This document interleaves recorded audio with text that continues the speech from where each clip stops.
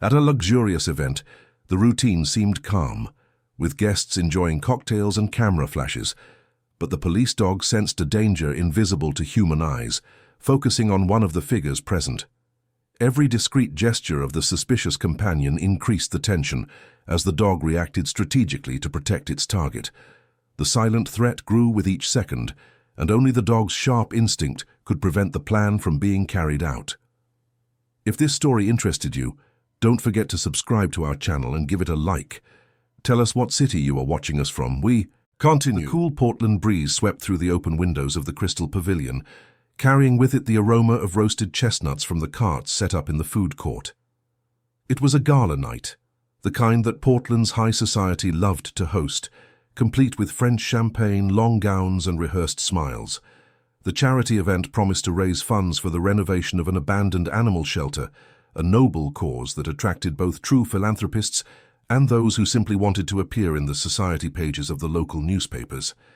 Sergeant Robert Miller adjusted his police bureau cap as he surveyed the crowded hall. At 45, he still had the strong body of someone who had never given up his morning workouts, but his face was marked by wrinkles that told stories he preferred to forget. At his side, Thor, a German shepherd with a dark coat and attentive eyes, walked with the natural elegance of dogs trained for special missions. This wasn't a typical assignment for Robert. He usually patrolled the streets of the Pearl District, handled simple incidents, and trained new recruits. But tonight he had been specially assigned to ensure the event's security, an honor he didn't quite understand why he had received. Thor stopped suddenly, his ears pricked up, his entire body on alert. Robert knew that behavior. 15 years of working with police dogs had taught him to read every movement, every different breath, every fixed stare. But here, amidst so many elegant people, so many expensive perfumes mingling, so many voices speaking at once, what could possibly be capturing the animal's attention? Robert followed Thor's gaze and saw a tall man in an impeccable navy blue suit, his graying hair combed back, holding a champagne flute with a slightly trembling hand. There was something familiar about that face, something that pricked at Robert's memory like a fine, insistent, painful needle. Richard Allerton moved through the hall with the visible discomfort of someone who didn't quite belong in that world, despite being one of the wealthiest men in the Pacific Northwest. His ventures in sustainable technology, solar panels, and wind energy had transformed his family company into an empire valued in the billions. But money had never bought Richard what he desired most: inner peace. That night especially, every step he took seemed to weigh more than usual. Every forced smile for the guests ached as if tearing open old wounds that had never properly healed. He knew he shouldn't have come. He knew he was risking too much. But there were promises that needed to be kept, even when the price was far too high. Beside Richard, always just a few steps away, Wallace Jones maintained the impeccable posture of one trained to protect. At 32, Wallace had the athletic build of a former college football player, the calculated movements of someone who had studied martial arts for years, and the ever-watchful eyes of someone who had learned that danger can come from any direction. Officially, he had been Richard's personal security for 3 years. Unofficially, he carried secrets that could destroy the billionaire's reputation if they ever came to light. But Wallace was not the type to talk too much. He had learned from a young age that silence is sometimes worth more than gold. Thor began to pull at the leash, an unusual behavior for such a well-trained dog. Robert frowned, confused, but decided to follow the animal's instinct. After all, Thor had never failed him before. Every time the dog showed that kind of alert, there was always a reason, even when that reason took time to reveal itself. They approached the group where Richard was conversing with other entrepreneurs, all discussing investments and business opportunities with that false enthusiasm, typical of those more interested in impressing than in actually making deals. When Thor and Robert got close, something extraordinary happened. The dog stopped pulling the leash and simply sat, staring intently at Richard with an intensity that left the billionaire visibly disconcerted. It wasn't the alert stare Thor usually gave when he detected something suspicious. It was different. It was as if the animal were recognizing someone, as if an old memory were being triggered in his canine brain, a memory that not even the dog himself fully understood, but which he could not ignore. Richard felt a chill run down his spine. That dog. Those brown eyes fixed on him. There was something terribly familiar there, something that transported him to another time, another place, another life he had tried to bury under layers of professional success and apparent happiness. His hand trembled so much that he had to place the champagne flute on a nearby table before the sparkling liquid spilled. Wallace noticed the immediate change in his boss's behavior and moved closer discreetly, his right hand adjusting his blazer in a way that he could quickly access whatever he needed, although there was nothing truly threatening in the situation. It was just a police officer making his rounds with a dog. Nothing more. But Wallace had learned never to underestimate coincidences. Robert looked at Richard and felt the world spin for a second. That face, older of course, marked by time and worries, but still unmistakable. The same green eyes he knew from so many years of observation. The same way of tilting his head slightly, to the left when he was uncomfortable. The same nervous tick of running a hand through his hair when he didn't know what to say. But that was impossible. Completely impossible. Robert felt his legs weaken, but he forced himself to maintain his composure. He was a police officer on duty. He couldn't show weakness. He couldn't let his emotions overwhelm him. Even when those emotions were so strong, they felt like they were tearing his chest apart from the inside. The ambient music of the event continued to play, an instrumental version of a classic American love song that Robert couldn't identify. The people around them continued their conversations, oblivious to the extraordinary moment happening right there in the middle of that luxurious hall. The world kept spinning normally for everyone, except for three beings in that space: a man in a police uniform, a billionaire in an expensive suit, and a German shepherd who seemed to have triggered some kind of impossible-to-explain ancestral memory. Richard finally found the strength to speak, his voice coming out hoarse, almost inaudible. "Good work you're doing here. Security is always important at these events." The words were banal, automatic, the kind of thing one says when one doesn't know what to really say. When the heart is beating so fast it feels like it's going to explode. When the mind is so confused that forming coherent sentences seems like a superhuman task. Robert just nodded, unable to articulate any response. Thor remained seated, looking at Richard as if he were waiting for something, some kind of recognition, some confirmation of something that only he could perceive. Wallace watched the scene with growing discomfort. He had known Richard long enough to know when something was wrong, and right now something was definitely very wrong. The pallor on his boss's face, the tremor in his hands, the quickened breathing, it all indicated that this casual encounter with a police officer and his dog was affecting Richard in a way Wallace couldn't comprehend. He moved closer, placing a hand on Richard's shoulder in a protective, almost possessive manner. "Mr. Allerton, perhaps we should get some fresh air. It's getting very stuffy in here." Richard wanted to accept the suggestion. He wanted to run out of there, go back to his mansion in the West Hills, lock himself in his study and try to forget what had just happened. But his feet seemed glued to the shopping center's Italian marble floor. His eyes couldn't look away from that German shepherd staring at him with a disturbing intensity. And most of all, he couldn't stop looking at that police officer who was standing there so close after so many years, so many decades, so much lost time. Robert finally managed to get Thor to stand up and move on, but every step he took seemed to require a superhuman effort. His mind was in a whirlwind. Could it be possible?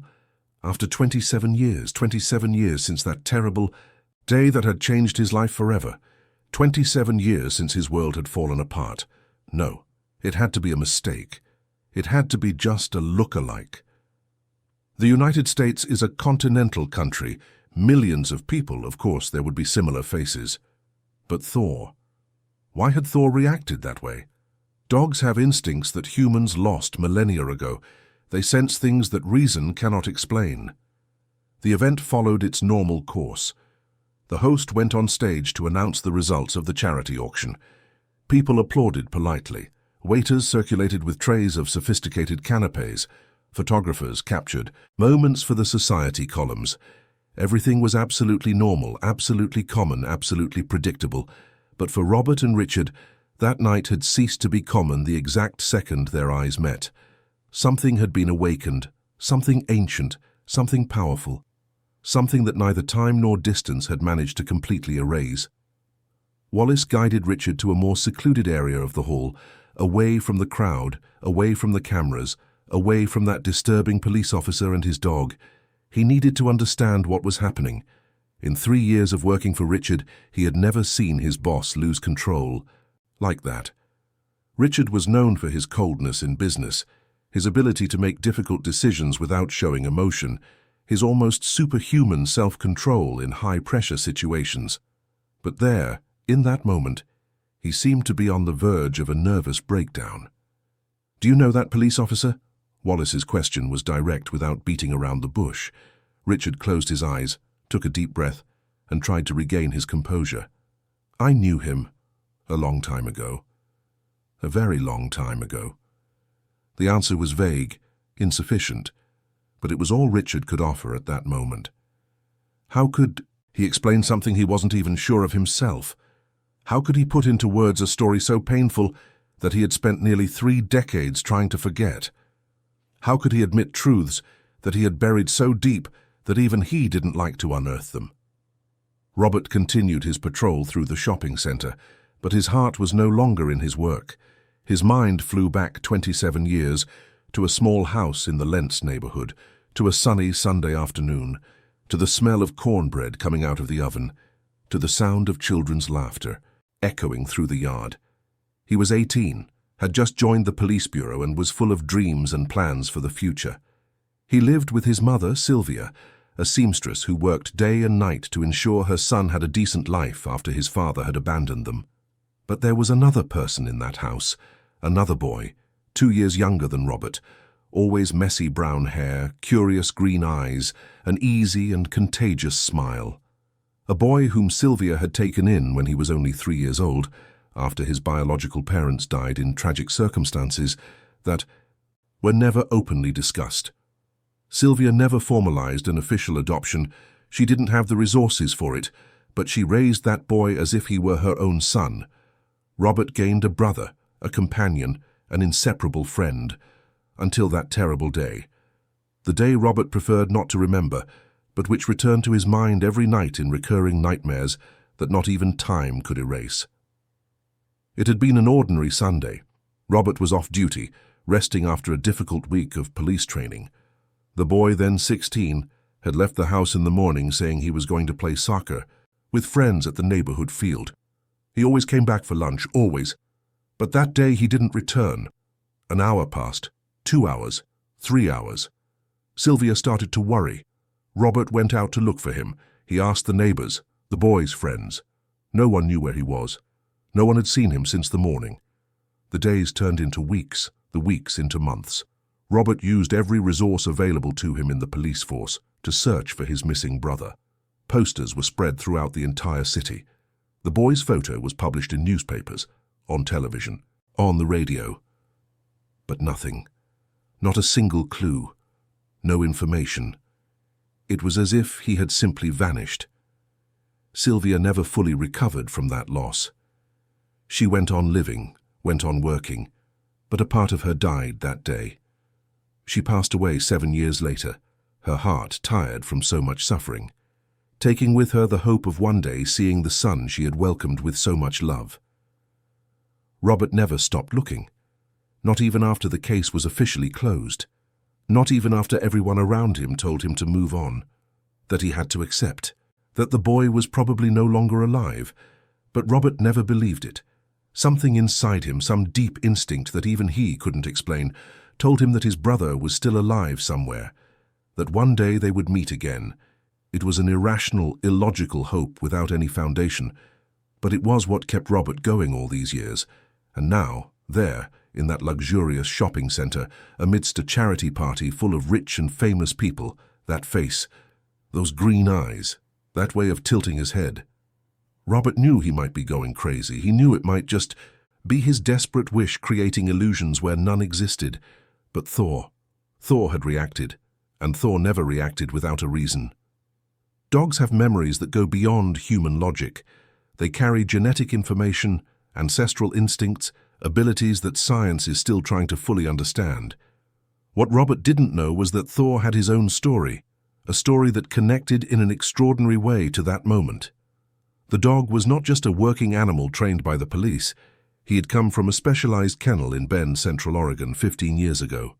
But before that, before being trained, before becoming an exemplary police dog, Thor had been a puppy that belonged to a family that lived in Portland, a family that had to give him up for reasons that were never fully explained. And in that family, there was a 16-year-old boy who spent hours playing with the German Shepherd puppy, teaching him tricks, sharing secrets, creating bonds that not even time could completely erase.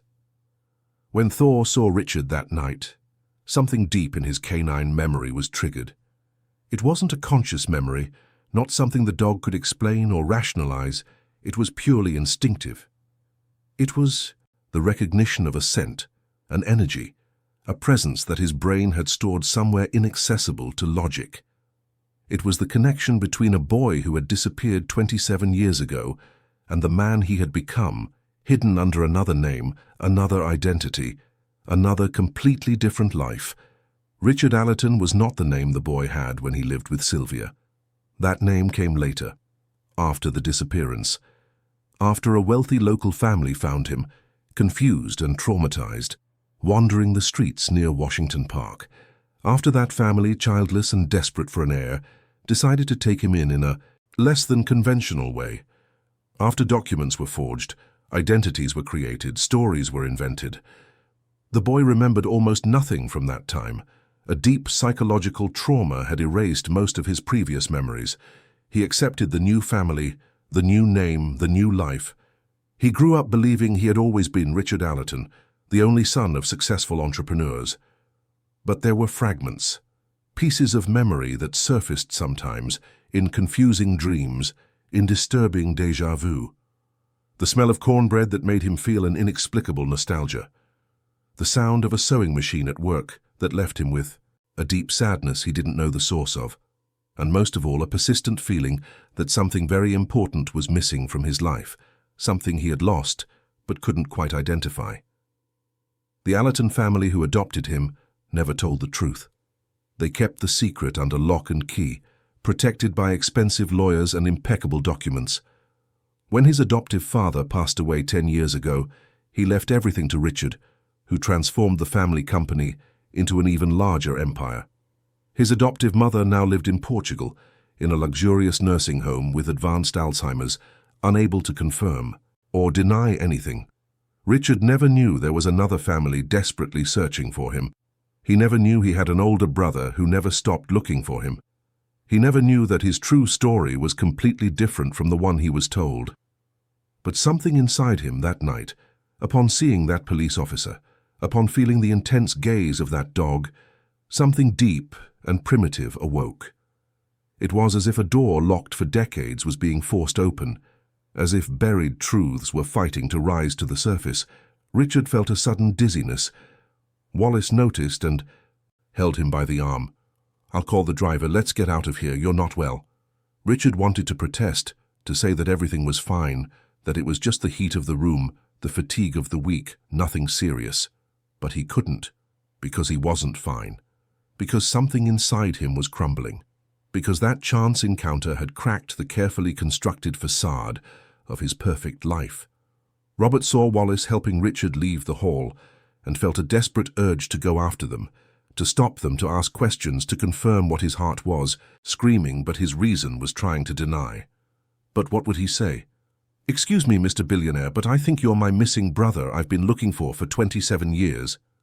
It would sound absurd. It would seem like madness. He would be ridiculed, maybe even removed from duty for inappropriate behavior. Thor, however, had no such rational concerns.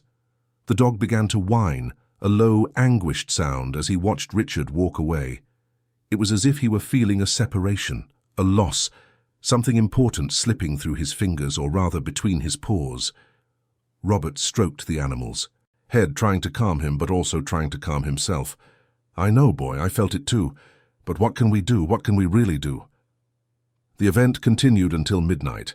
Robert completed his shift on autopilot, his mind far away, lost in memories and possibilities. When he finally finished and could go home, he drove to the municipal cemetery, something he always did when he was troubled. There was Sylvia's grave, a simple, modest headstone with fresh flowers that Robert made sure to bring every week. He knelt before the cold stone and finally let the tears flow. "Mum, I think I found him. After all these years. I think I finally found him." The cold night wind of Portland blew through the cemetery's pine trees, bringing with it the characteristic scent of the city, that mix of pine, eucalyptus, and dampness. Robert stayed there for almost an hour, talking to the mother who could no longer answer, venting his doubts, his fears, his renewed hopes. Thor sat beside him in silence, like a faithful guardian, sharing that moment of pain and discovery. On the other side of the city, in the Allerton mansion in the West Hills, Richard sat in his private study, still wearing his party suit, a half-empty bottle of whiskey on the mahogany desk. He didn't usually drink. He rigorously controlled every aspect of his life. But that night, he needed something to calm the thoughts that were running wild in his mind. Wallace had insisted on staying, worried about his boss's state, but Richard had sent him away. He needed to be alone.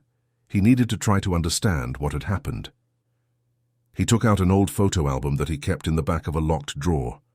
Photos of his childhood as Richard Allerton. He and his adoptive parents on international trips, graduations, social events, a documented, proven, real life. But why then did he feel like it was all a lie?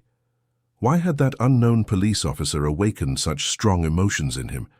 Why did he feel like he knew that man, even though he was absolutely certain he had never seen him before in his life? Richard closed his eyes and tried to force his memories to return.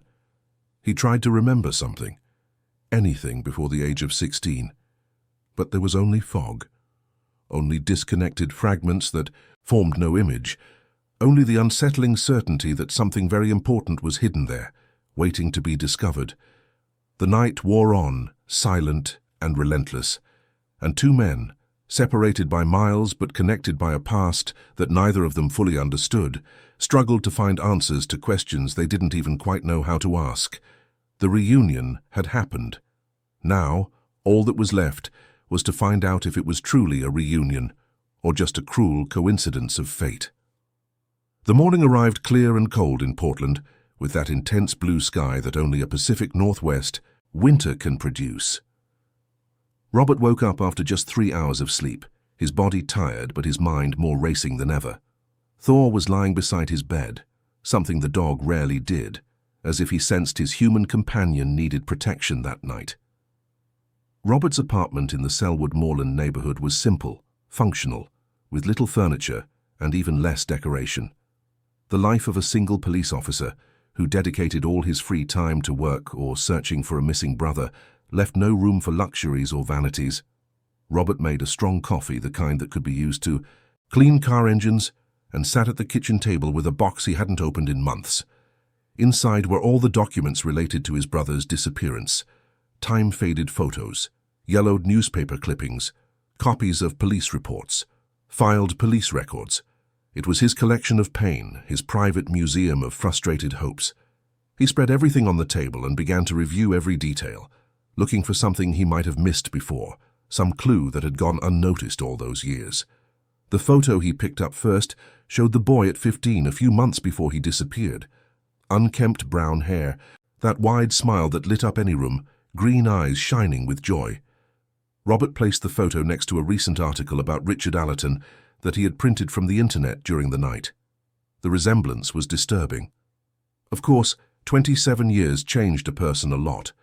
A teenager's face would never be identical to that of a 43-year-old man, but the eyes, the bone structure, the shape of the ears, even the way he smiled seemed the same, although the billionaire's smile in public photos never reached his eyes in the same way as the boy's in Robert's. Memories.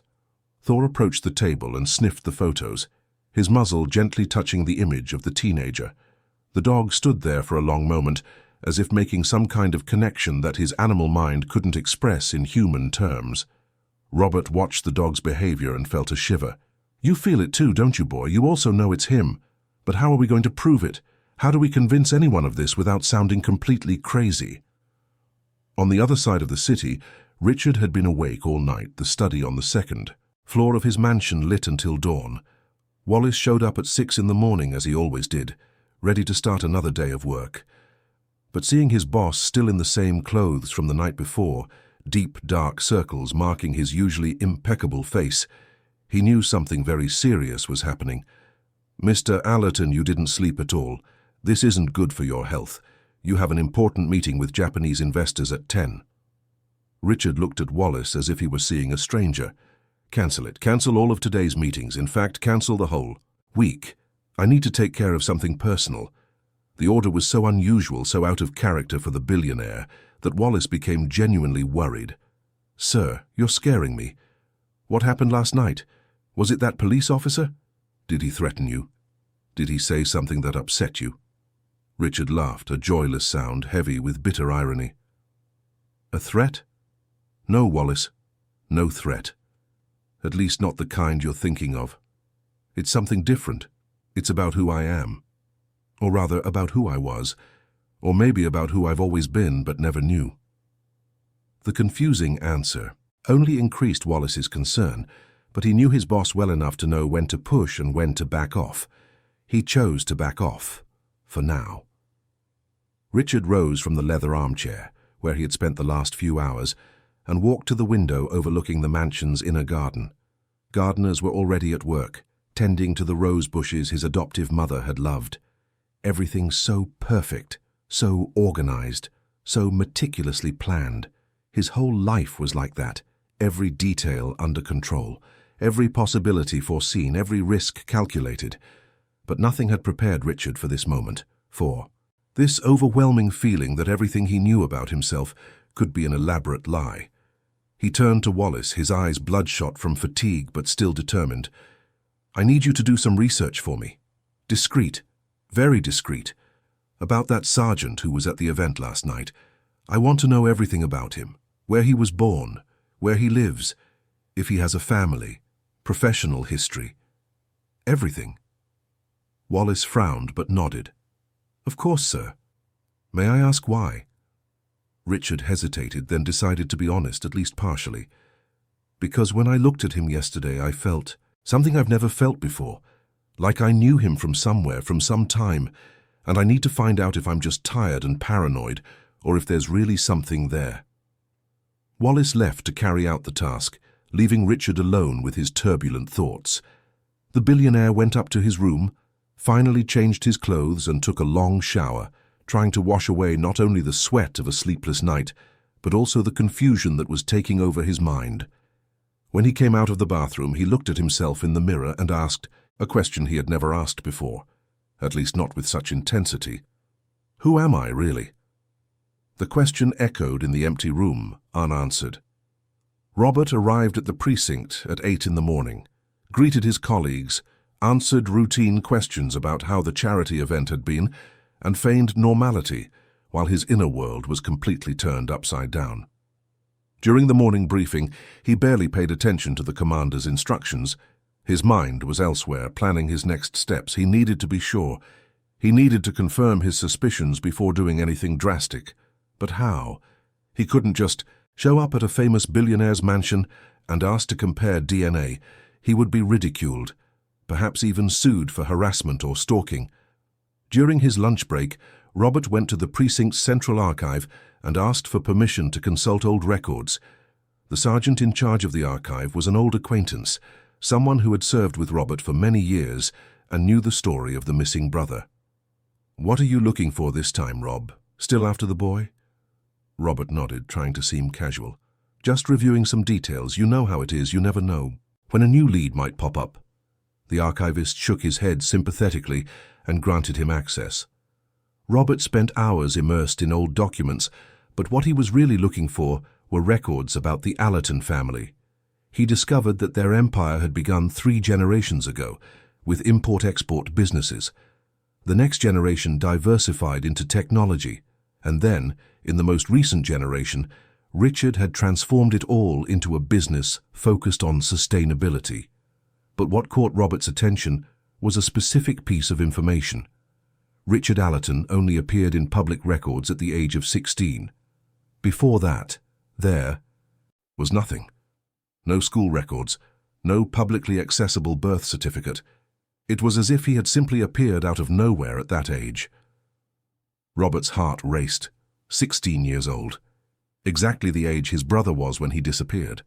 Of course, it could be a coincidence, but adding everything up, the physical resemblance, Thor's reaction, the absence of prior records, it was beginning to form a picture that could no longer be ignored. Robert needed help. He needed someone who understood deeper investigations, someone who had access to resources he didn't have as a simple patrol sergeant. He called Carla Fisher, a private detective who had worked with him on a few cases over the years. Carla specialized in missing persons, had an impressive success rate, and more importantly, knew Robert's story. She answered on the second ring. "Rob, long time no see. What have you gotten yourself into this time?" Her voice was cheerful, filled with a familiarity that came from years of occasional partnership. "Carla, I need your help. I think I finally found him. I think I found my brother." There was a silence on the other end of the line. Then Carla's voice returned, more serious. "Are you sure? I mean, this isn't the first time you thought you found him. Remember that time in Bend and that one in Astoria?" Robert knew she was right. Over the years, there had been several false alarms, several hopes that turned out to be just cruel coincidences. "But this is different. I know I've been wrong before, but this time it's different, Carla. You have to trust me. At least come and hear what I've found out." They arranged to meet that same afternoon at a coffee shop in downtown Portland, far from the precinct, far from prying ears. Robert spent the rest of the day on autopilot, fulfilling his duties, but with his mind completely focused on the upcoming meeting. At 5 o'clock, he finally finished his shift, changed out of his uniform, and drove to the agreed-upon cafe. Carla was already there, sitting at a corner table, a laptop open in front of her and a half-finished cappuccino. She was a woman in her 40s, with short black hair, red-framed glasses that contrasted with her fair skin, wearing jeans and a black leather jacket. She had an air of practical efficiency that inspired confidence. When Robert sat down, she closed the laptop and studied him carefully. "You look terrible, didn't you sleep?" Robert shook his head. "Barely. It's hard to sleep when you think you've finally found the person you've been looking for almost 3 decades. He told her everything. The charity event, Thor's strange reaction, the billionaire who looked frighteningly familiar, the absence of public records before the age of 16. Carla listened in silence, making occasional notes, her face revealing nothing of her thoughts. When Robert finished, she sighed. "Rob, you know that correlation doesn't imply causation. There are thousands of people who don't have easily accessible records for various legitimate reasons, and physical similarity can just be a genetic coincidence. The US is a melting pot. Similar faces aren't that rare." "I know all that, but you didn't see Thor's reaction. You didn't feel what I felt when our eyes met. There was something there, Carla, something real." Carla studied her friend for a long moment, then nodded slowly. "All right, I'll look into it. But I need you to promise me one thing. If we find out it's not him, that it's just another false alarm, you'll finally accept it and move on. You can't spend the rest of your life chasing ghosts, Rob." The promise got stuck in Robert's throat. How could he promise something like that? How could he give up the one thing that gave his life some purpose? But seeing Carla's determined expression, he nodded. "I promise. If it's not him, I'll move on." Finally. Carla smiled, a sad but supportive smile, and squeezed his hand across the table. "Then let's get to work. Give me all the details you have on this Richard Allerton." While Robert and Carla planned their investigation, Richard was receiving a preliminary report from Wallace. The security guard had been as efficient as ever, and in just a few hours had compiled substantial information on Sergeant Robert Miller. Born in Portland, 45 years old, 27 years of service in the Portland Police Bureau, specialized in community policing and K-9 training, no problematic disciplinary history, single, no children, lives alone in a rented apartment in Selwood Moorland. And there was an additional piece of information that made Richard's heart stop for a second. Younger brother went missing 27 years ago, never found. Case closed, but Miller has allegedly never stopped searching. Richard read and reread that last paragraph until he had memorized every word. Missing brother, 27 years ago. Exactly the length of time he had reliable memories as Richard Allerton. Before that, just fog, just fragments. Could it be possible that he was this lost brother? But how? His family had always told him he was an only child. He always had documents proving his identity. There were photos of him as a baby, a child, a pre-teen. How could all of this be fake? He went up to the mansion's attic, a place he rarely visited where old family things were stored. Dusty boxes filled with objects that had belonged to his adoptive parents, old documents, photo albums that no one had looked at in years. Richard began to search systematically, not knowing exactly what he hoped to find, but feeling that he needed to review everything with new eyes, with a new perspective informed by the disturbing possibility that now dominated his thoughts. It was in the third photo album that he found something strange. The photos of him from 0 to 15 were all perfectly normal. Birthdays, trips, school events. But when he reached 16, there was a subtle change. In the earlier photos, he was always smiling, relaxed, natural. But in the photos from 16 onwards, even when smiling, his eyes looked scared, confused, like someone who didn't know exactly where he was or why he was there. Richard had never noticed this before. He had never stopped to analyze his own expressions in those old pictures. But now, with the suspicion planted in his mind, everything looked different. Everything seemed loaded with hidden meanings. He also found a folder of documents he had never opened. Inside were legal papers related to his official adoption, which was only finalized when he turned 18. Until then, he had lived with the Allertons under an arrangement the documents called temporary guardianship. But temporary from what?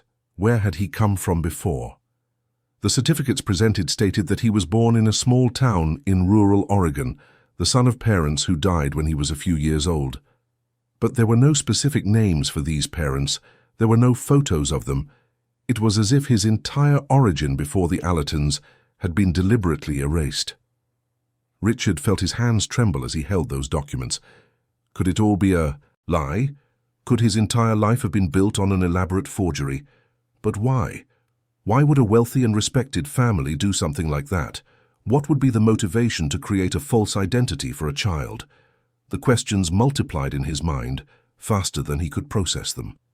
Wallace appeared at the attic door, worried about having left Richard alone for so long. "Sir, are you all right?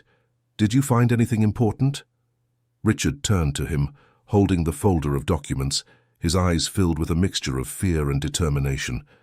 "Wallace, I need you to be absolutely honest with me now. In all these years working for me, have you ever suspected anything strange about my origin, about my family, about who I really am?" Wallace was visibly uncomfortable with the question. "Sir, I don't know if it's appropriate for me to—" "Answer, please, it's important." Wallace sighed, then decided to be honest. "There were rumors. Things I heard occasionally when I first started working for you. People who knew your adoptive parents would comment, always in a low voice, that your appearance in the family had been sudden, that before you were 16, no one knew. The Allertons had a son, and then suddenly you were there. But I always thought it was just gossip from bored people. I never paid much attention to it." Richard closed his eyes, absorbing the information. So other people found it strange too. It wasn't just his paranoia. There was really something unexplained about his origin. And now, with the possibility of being Robert's missing brother, it all began to make a disturbing kind of sense. He looked at Wallace again. "I need to speak with this sergeant. I need to hear the story of the brother he lost from him directly. I need to know if there's any chance, however small, that I am that brother." Wallace shook his head firmly. "Sir, with all due respect, I think that's a terrible idea. If this story leaks to the press, imagine the scandal. The billionaire Richard Allerton in an identity crisis, questioning his own origins.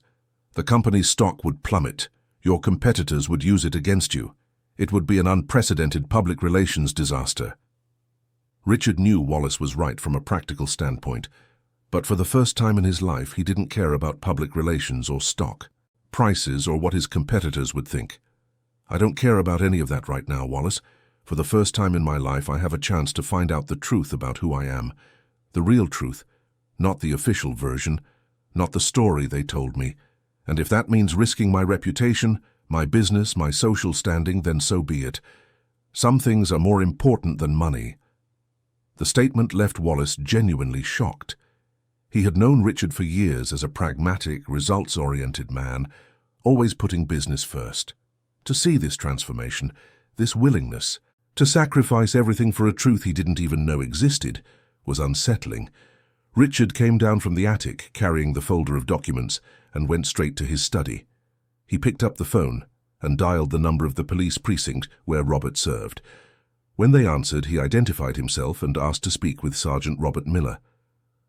There was a pause. Then he was told the sergeant was not available at the moment, but they could leave a message. Richard hesitated, not knowing exactly what to say, then simply left his personal number and asked for Robert, to call him back when possible. When the message reached Robert via Carla, who had discreetly hacked into the precinct's messaging system, he almost had a heart attack. Richard Allerton wanted to speak with him. The billionaire had made the first move. This meant something. It had to mean something important. Carla watched Robert's reaction and grabbed his arm. Calm down. Don't jump to conclusions. It could be anything. Maybe he just wants to thank you for the security work at the event. Maybe it's about a donation he wants to make to the police. It doesn't necessarily have anything to do with your suspicion. But Robert knew in the depths of his soul that it had everything to do with it. Richard felt it too. Richard was suspicious too. He was looking for answers, just as Robert was. He picked up the phone with trembling hands and returned the call. Each ring seemed to last an eternity. When it was finally answered, it was Richard's own voice, tense but controlled. "Hello? Sergeant Miller. Thank you for returning my call. I'd like to arrange a meeting with you if possible, to discuss a personal matter." Robert tried to keep his voice steady. "Of course, Mr. Allerton. When would be convenient for you?" There was a pause on the other end. "How about now? I know it's late and you're probably off duty, but this can't wait.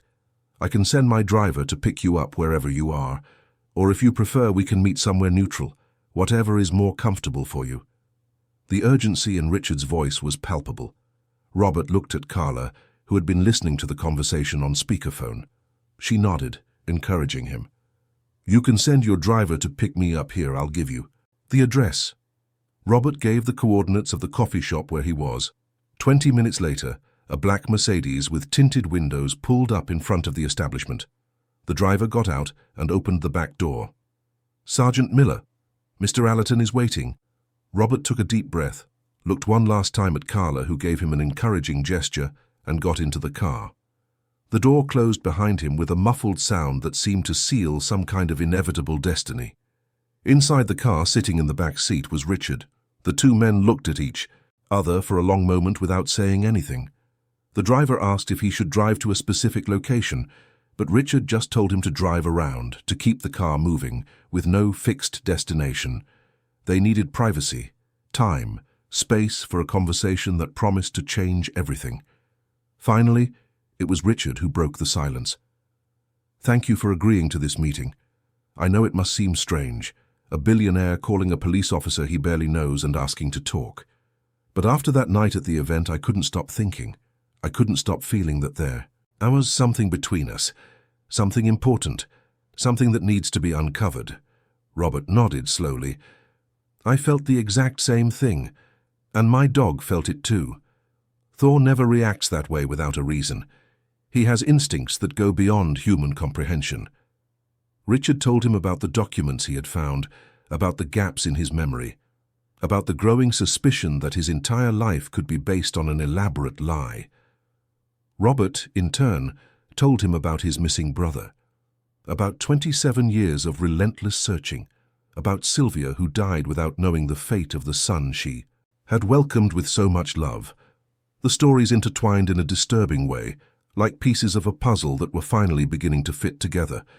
When the car finally stopped, it was already dark. They had driven around the city for almost 2 hours, talking, sharing pains, building a connection that went beyond reason.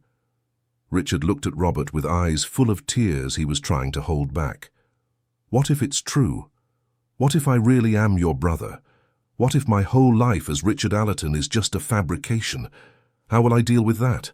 How do I go back to being who I was? Robert held his hand, a simple but meaningful gesture. We'll figure it out together. Whatever the truth is, we'll face it together. You're not alone in this anymore.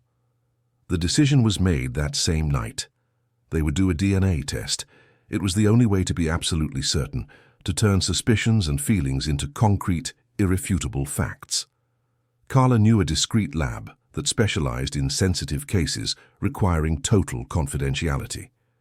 They scheduled it for the next day early in the morning, before either of them could reconsider or let fear take over. Robert spent another sleepless night, lying in bed staring at the ceiling, Thor curled up at his feet like a silent guardian. The hours dragged on with torturous slowness, each minute seeming to last an eternity. Richard couldn't sleep either.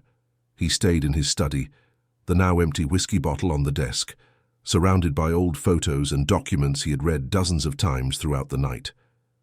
Wallace had offered to stay with him, but Richard preferred solitude.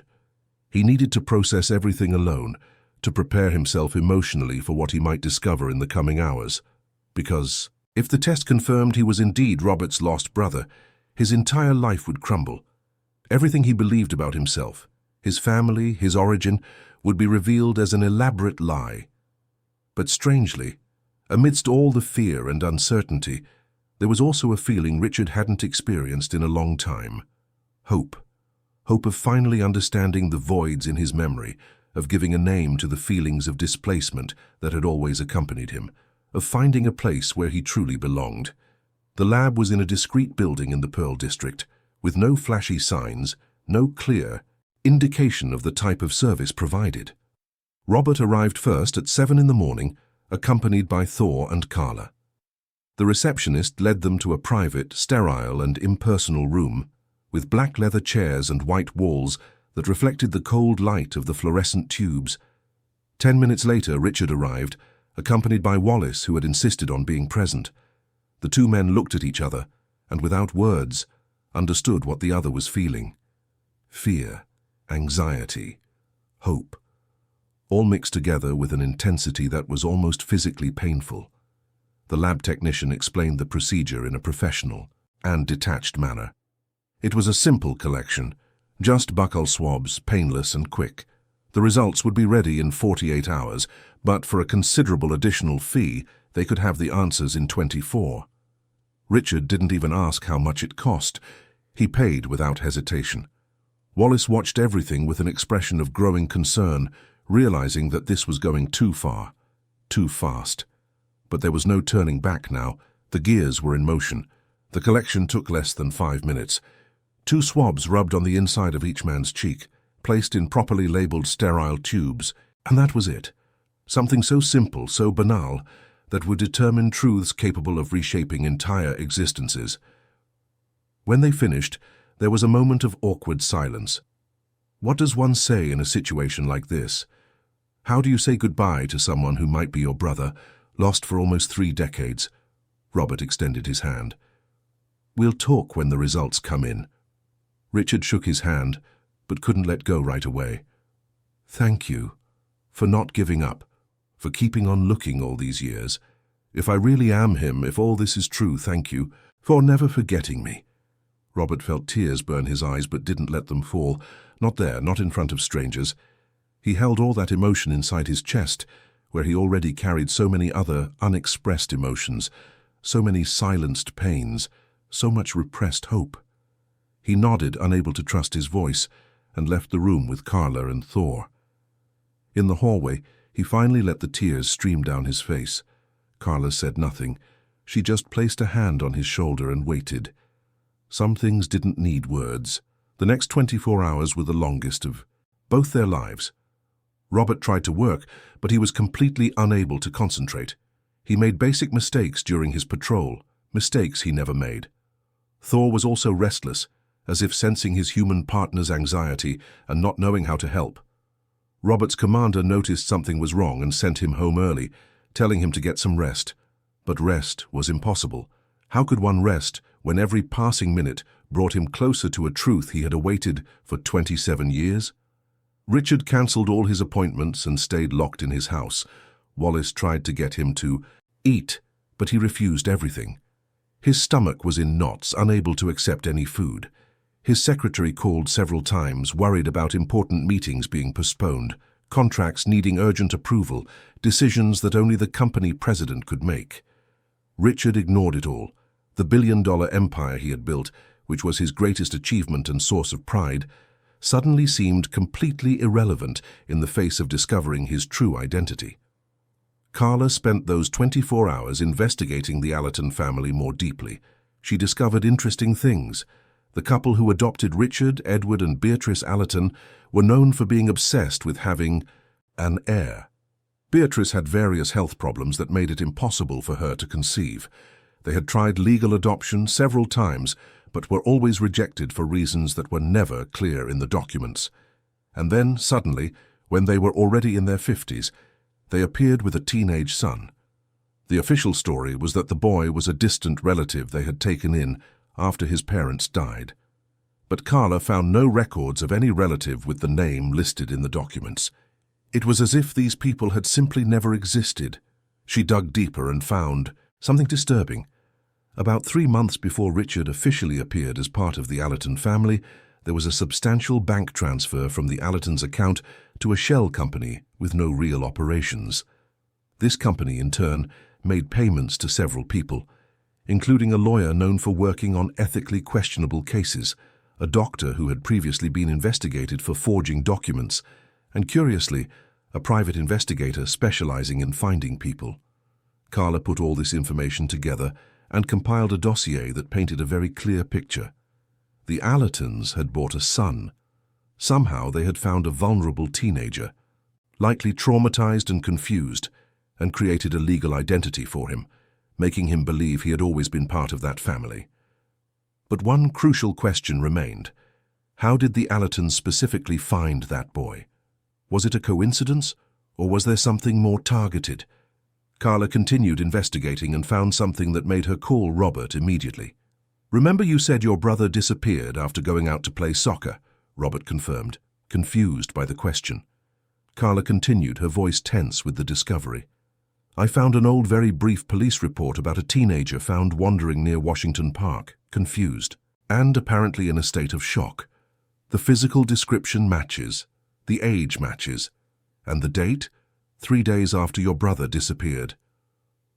Robert's heart stopped. "How did I never see that report before? I spent years combing through all the files." Carla sighed. "Because it was misclassified in the system. It was filed as a case of a homeless minor, not a missing person. And the report says the teenager was taken to the hospital for evaluation, but after that, nothing. No follow-up. It's as if he just vanished from the system." A growing anger rose in Robert. Someone deliberately hid information. Someone made that boy disappear from the official records, Carla agreed. And I'd bet that someone was paid by the Allertons.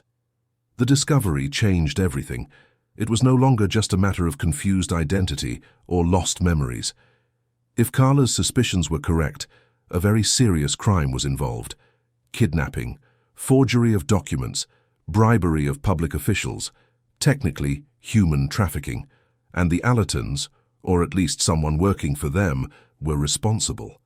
Robert wanted to go immediately to the Allerton mansion and confront Richard with this information, but Carla held him back. "We don't have enough proof. Yet, all I have are circumstantial connections. We need the DNA result first. Then, with concrete proof that Richard is your brother, we can start building a legal case." Finally, late in the afternoon of the second day, the lab called. The results were ready. They could be picked up at any time. Robert immediately called Richard. They didn't exchange many words. They just agreed to meet at the lab in an hour. Robert arrived first, again. Carla and Thor were with him. The receptionist recognized them and led them to the same private room as before. The sealed envelope, with the results, lay on the glass table, innocent in appearance but carrying a devastating weight of meaning. Robert looked at it, but didn't have the courage to pick it up. Not without Richard there. 10 minutes later, which felt like hours, Richard arrived. He was visibly nervous, his hands trembling slightly, his face pale. Wallace was with him, as always, but kept a respectful distance, understanding that this was a moment too private for his presence. Richard sat down next to Robert, both of them staring at the envelope as if it were a bomb about to explode. "Do you want me to open it?" Robert asked, his voice coming out hoarse. Richard shook his head. "Let's open it together." They picked up the envelope simultaneously, their fingers touching for a brief second. They tore the seal with almost reverent care. Inside was a single sheet of paper filled with technical terms and numbers that neither of them fully understood. But at the bottom of the page, in bold, was the conclusion they had both awaited and feared. Probability of sibling relationship, 99.98%. Genetic compatibility confirmed with statistical certainty above 99.9%. The silence that followed was absolute. Neither Robert nor Richard could breathe properly. The words on the page blurred as tears filled both their eyes. It was true. It wasn't imagination. It wasn't a coincidence. It wasn't an irrational hope. It was a scientific fact, proven, irrefutable. Richard Allerton was really the boy who had disappeared 27 years ago. He was the younger brother Robert had never stopped looking for. He was the son Sylvia had mourned until the day she died, never knowing he was still alive. Robert was the first to react. He let out a sound that was half laugh, half sob, and pulled Richard into a desperate hug. Richard, in turn, clung to him as if he were drowning, and Robert were his only lifeline. 27 years of separation, 27 years of pain, 27 years of unanswered questions, all came crashing down in that embrace. They cried as they hadn't cried since they were children, cried for everything they had lost, for all the stolen time, for all the memories they were never able to create together. Carla and Wallace watched the scene from a distance, both with teary eyes. It was impossible not to be moved by that reunion, by that encounter. That seemed to belong more to a novel than to reality. Thor, who had remained quiet until then, approached and placed his muzzle between the two hugging men, as if blessing the moment, finally acknowledging what his instincts had known from the beginning. When they finally let go, Richard looked at Robert with a mixture of joy, confusion, and fear. "I don't remember. I don't remember you. I don't remember our mother. I don't remember anything from that life. I'm sorry, but it's like those memories were erased." The confession was painful, but Robert just held his brother's face in, his hands forcing him to maintain eye contact. "Don't be sorry, it wasn't your fault. Something happened to you, something traumatic that made your mind protect itself by erasing the memories. But it's okay. We'll recover those memories together. I'll tell you stories, I'll show you photos, I'll take you to the places where we grew up. We'll rebuild everything that was lost." But there was another, more urgent and more disturbing issue. If Richard was indeed the missing brother, then his adoption by the Allertons had not been legitimate. It had been a crime. Carla stepped forward, her professional voice cutting through the emotion of the moment. "Gentlemen, I'm sorry to interrupt, but we need to discuss the legal aspects of this. If what we suspect is true, the Allertons committed several serious crimes: kidnapping, identity fraud, human trafficking. And even though both are deceased and cannot be held criminally responsible, there are legal consequences for Richard." Richard wiped his tears and tried to focus on the practical reality that now confronted him. "What kind of consequences?" Carla pulled up a chair and sat facing them. "Technically, you've lived under a false identity for almost 3 decades. All your documents, your assets, your professional achievements, everything is tied to an identity that was criminally fabricated. Legally speaking, it's a monumental mess. You'll have to rectify all your documentation, reclaim your original identity, and potentially face questions about the legitimacy of your properties and businesses." The information hit Richard like a bucket of cold water. His empire, built with so much effort over the years, could be at risk because of crimes he didn't commit, crimes of which he was a victim. It was a cruel irony. Wallace finally spoke up, his voice filled with concern. This could ruin everything. If the press finds out, if competitors use this against you, if there are legal challenges to the ownership of the company. Sir, maybe it's better to leave things as they are. You've found your brother. That's wonderful. But you don't have to make this public. You don't have to stir up all this legal mud. Richard looked at Robert, seeking some kind of guidance. Robert understood the dilemma. On one side, truth and justice. On the other, security and stability. It was an impossible choice, but he also knew what Sylvia would say if she were there. She had always been a woman of principle, who valued honesty above all else. The decision is yours. You're an adult, the master of your own life. If you choose to keep everything a secret, to live as Richard Allerton, and just have me as a close friend that no one needs to know is your brother, I'll understand. I won't judge. I've already recovered what mattered most, knowing you're alive and well. But Richard shook his head firmly. No. I've lived based on lies for too long. I'm not going to continue like this. I want my real identity back. I want to be able to publicly say who I really am. I want to honor the memory of Sylvia, whom I don't even remember but who apparently loved me as a son. I want to do this right. The declaration surprised Wallace, who opened his mouth to protest, but Richard stopped him with a gesture. I know the risks. I know what I could lose, but I also know what I'll gain, myself, my true identity, my true story, and that's worth more than any business empire.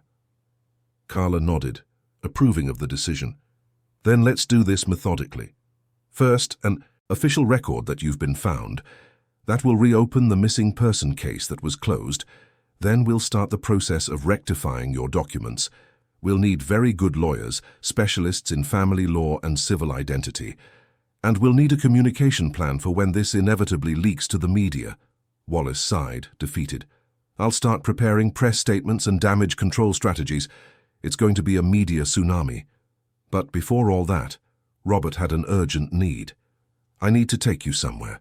A place that will mean a lot even if you don't remember. Richard agreed without asking where.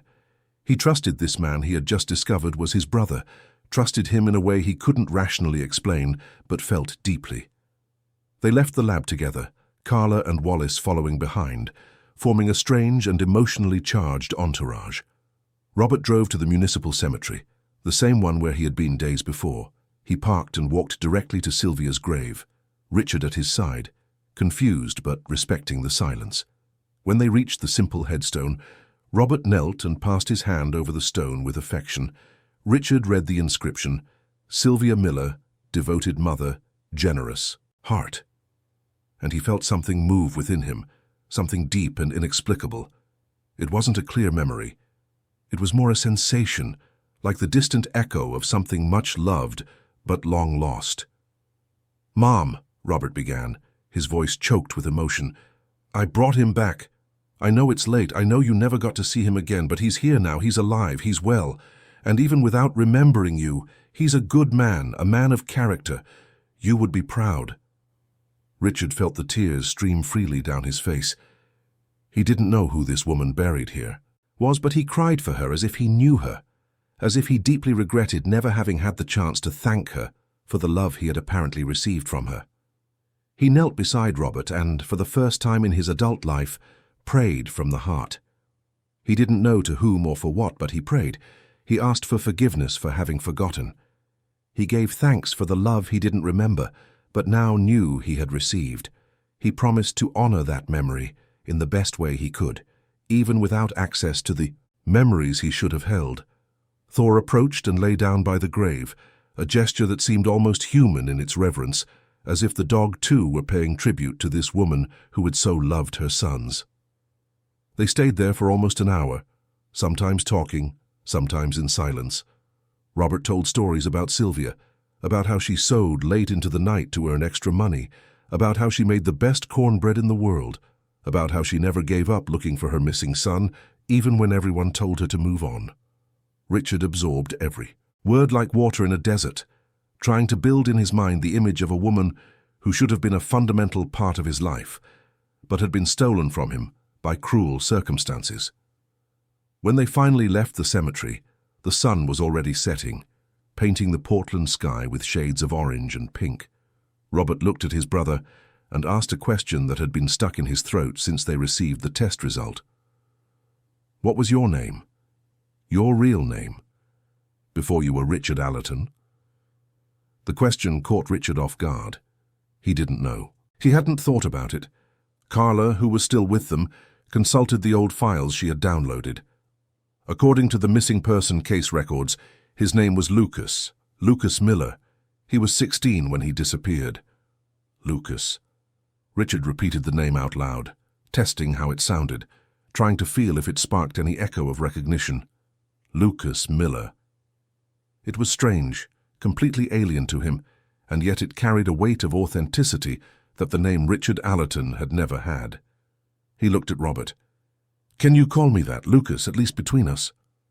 Robert smiled, a genuine smile full of affection. "Of course I can, Lucas. Welcome back, brother." The weeks that followed were a whirlwind of emotions, legal challenges, and painful discoveries. Carla had hired a team of specialized lawyers to guide the process of rectifying the identity of Lucas, the name Richard now used in private, although he was still publicly known as Richard Allerton. The lawyers worked tirelessly, gathering documentation, preparing petitions, and building the case that would legally prove that Lucas Miller and Richard Allerton were the same person, separated only by a heinous crime committed decades ago. The police investigation was also reopened, now focusing not on finding the missing boy, but on discovering exactly what had happened in the days following his disappearance and how the Allertons had managed to fabricate his new identity. Robert, using his contacts in the police force, helped locate people who had worked for the Allertons at that time. A retired driver, a housekeeper who still lived in Portland, an accountant who had handled the family's finances. All were interviewed, and slowly, the full story began to emerge. What they discovered was even more disturbing than they had imagined. Edward Allerton, desperate for an heir, and already in his old age, had hired a private investigator to literally find a boy who could be molded into his son. Not just any boy. He had to be a teenager, of the right age, with no strong family who could effectively search for him, preferably with some vulnerability that would make it easier to convince him to accept a new life. The investigator did meticulous work, identifying cases of at-risk minors, orphaned children without formal adoption processes, and teenagers in overcrowded shelters. And then he found Lucas. The boy who disappeared that Sunday was not the victim of common violence or crime. He had gone out to play soccer, but on the way he was approached by men who drugged him with a substance that caused temporary amnesia and confusion. When he woke up, he was in an unknown place, disoriented, unable to remember who he was or where he came from. The psychological trauma of the kidnapping, combined with drugs and deliberate psychological manipulation, erased most of his previous memories. It was in this vulnerable state that he was introduced to the Allertons, who convinced him that he was a distant relative who had lost his parents in tragic circumstances and would now have a new chance at life with them. Lucas, confused and scared, accepted that narrative because he had no other reference. His traumatized mind clung to the story they told him, as if it were a life raft in the ocean of confusion that was his consciousness at that moment. Over time, the planted false memories solidified, while the true ones remained buried under layers of psychological protection that his own brain built to cope with the trauma. He truly believed he had always been Richard Allerton, that he had always belonged to that wealthy family, that this life of privilege was his reality from the beginning. When Robert and Lucas heard this story, pieced together from fragmented testimonies and recovered documents, they were both devastated. The deliberate cruelty of what had been done, the calculated coldness of Edward Allerton, the network of corruption that allowed such a crime to be committed without consequences, it was all overwhelming.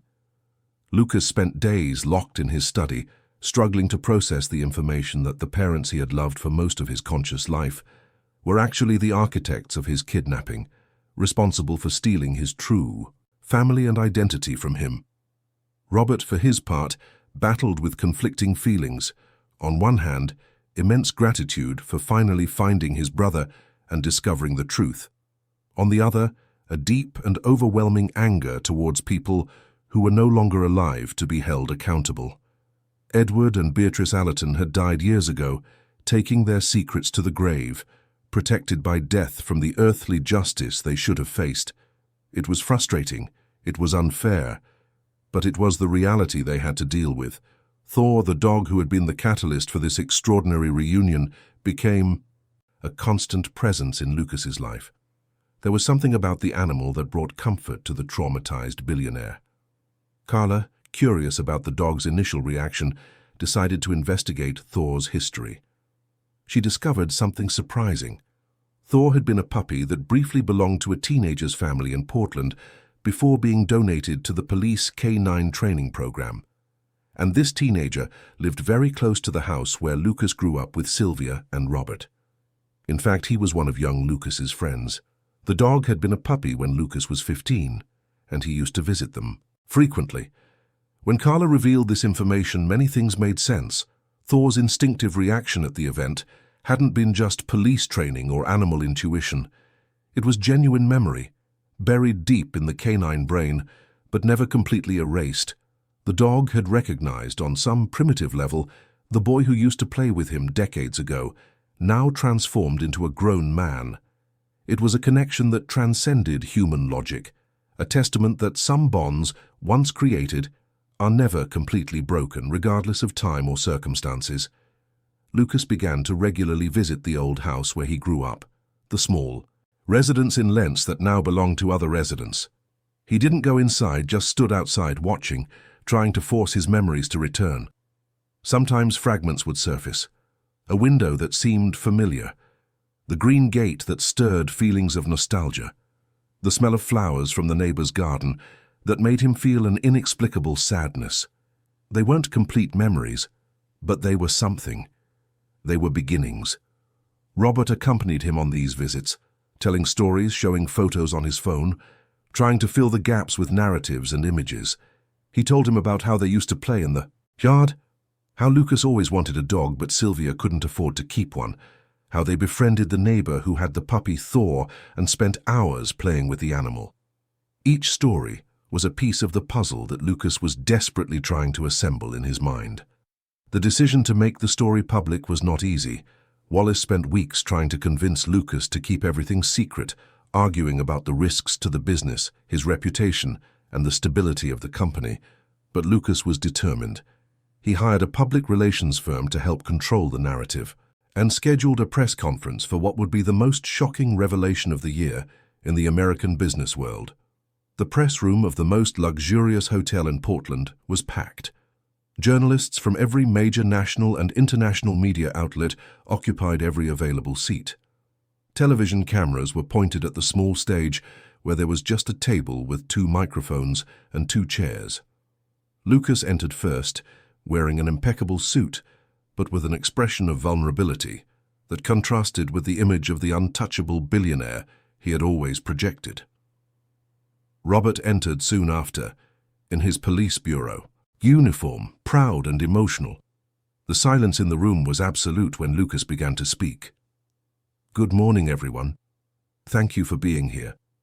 What I am about to tell you today will completely change the perception you have of me, my company, and my life. I ask you to listen with attention and, above all, with empathy, because this is not just a story about crimes and revelations. It is a story about family, about love that survives time, about a stolen identity finally recovered." He told them everything. The disappearance at 16, the kidnapping orchestrated by the Allertons, the fabrication of a false identity, the 27 years lived without knowing who he really was, the chance reunion at a charity event, the DNA test, the devastating confirmation, the discovery of the truth about how he was stolen from his real family. Lucas spared no details, his voice occasionally breaking but remaining firm, determined to tell his full and honest story. When he finished, he invited Robert to speak. The sergeant, less comfortable with spotlights and cameras, still managed to articulate movingly the 27 years of incessant searching, the pain of never giving up, the indescribable joy of finally finding his brother. My mother, Sylvia, dedicated the last 7 years of her life to searching for Lucas. She died without knowing he was alive, without having the chance to hug him one more time. But I know that wherever she is at peace now, because the promise I made to her to never stop looking has finally been fulfilled. The reaction from the press was immediate and explosive. Questions were shouted from all sides. Camera flashes lit up the room like a lightning storm. Lucas and Robert answered what they could, clarified what they were able to, and when it became clear there was nothing more to add, the press officer ended the conference. The news spread like wildfire. Within hours, it was in every headline. The billionaire who discovered he was a kidnapping victim. The impossible reunion after nearly 3 decades. The story of brotherly love that survived time and oblivion. The public reaction was overwhelmingly supportive and empathetic. Of course, there were skeptics, people questioning if it wasn't all a marketing stunt, conspiracy theories popping up in forums and on social media. But the majority of people, upon hearing the full story, seeing the genuine emotion on the faces of Lucas and Robert, and learning the horrific details of what had happened, reacted with compassion and solidarity. The company's shareholders, initially concerned about potential negative impacts, were surprised when the stock rose instead of falling. The story humanized Lucas in a way that million-dollar marketing campaigns never could. He was no longer just a distant, untouchable billionaire, but a real person, with real pain, with an inspiring story of overcoming adversity. Contracts that seemed at risk were renewed. New investors appeared, wanting to be part of the journey of rebuilding. The legal process of rectifying his identity took months, but it was finally completed. Lucas Miller officially existed again. The documents were corrected. The original birth certificate was recovered from the archives. And although he was still professionally known as Richard Allerton, for practical reasons and the established business brand, in all personal and legal contexts, he was Lucas Miller again. The son of Sylvia Miller, even though that wonderful woman was no longer there to witness his return. Robert and Lucas, now officially recognized as brothers, began to rebuild the relationship that had been stolen from them. Regular dinners, weekends together, long conversations, about everything and nothing. Lucas bought the apartment next to Robert's and had it renovated to connect the 2 spaces, creating something akin to the house where they grew up, where brothers shared not just a roof, but a life. Thor, still officially a police dog, began to divide his time between the 2, creating a living bridge between past and present. Lucas also made another important decision.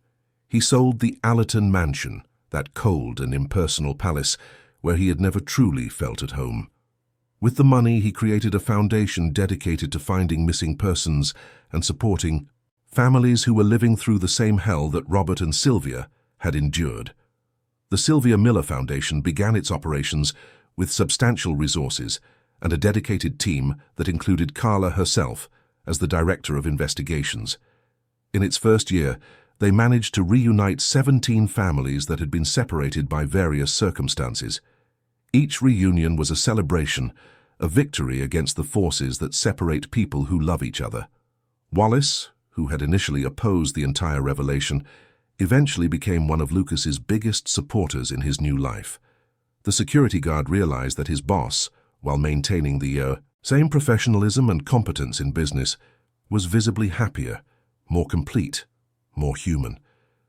The facade of the untouchable billionaire had fallen, revealing a genuine and profoundly good person behind it. And Wallace, who had spent years protecting only the image and business interests of Richard Allerton, now found himself protecting something much more valuable, the happiness and well-being of Lucas Miller. A year after the public revelation, on a cold Sunday morning, reminiscent of that fateful Sunday 28 years ago, Robert and Lucas returned to the cemetery. They carried fresh flowers and a new headstone they had commissioned. The old, simple and modest one would be kept, but next to it they installed another, smaller one, with an inscription that Robert wrote and Lucas approved through tears. For Sylvia Miller, who loved 2 sons with all her heart. One never forgot her, the other finally remembered, Both will honor her forever. Thor was there too, lying respectfully between the two headstones, like an eternal guardian of that memory, of that story of love that transcended death and forgetting. The dog was older now, his muzzle beginning to grey, his movements a little slower, but his eyes still shone with the same intelligence and loyalty as always.